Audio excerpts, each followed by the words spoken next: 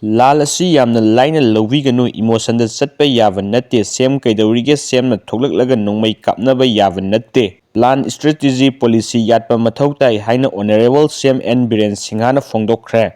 Thengari lansi yam laina lawiganu me Emotionda Chatpa Yaroi sem kaidawrige semna thoga nongmai kapnaba dabole thoga nongmai kapnaba yaba lan natte policy plan strategy kari tawba kamai tawba si tawba kamaina mitok khandokpa kamaina fencing tawba kamaina free movement regime lere mi kathatpa kamaina NRC pusalakna bkhonaba kamaina ILP pusalakna bkhonaba kari base year da base torkan da koi mapanda ki lakpasin chi khanto amakana koi indigenous people je hingau gada ge kai tawba adu in thought process adu koi government na as a government as a CM koi madu yak laga taw tumgiro head loji ba tumgiro head na kai sengna aigi jati mari aigi lam kalam jiba ko tumo ko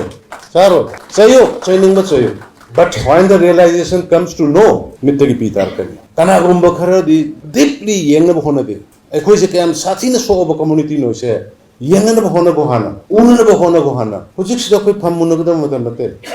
jati mayam loina punna chatpa yaba puba ngamba hana ge damai tawsiro Bangladesh su leiba yaba Pakistan su leiba yaba Myanmar su leiba yaba drug su tawba yaba adugum bagi kano atmosphere duro pamisi ba no we don't like it ekhoi indigenous population mahor ondagi laira basing che machine su yam jadabina yamna neat and clean identity che tase na koi thamning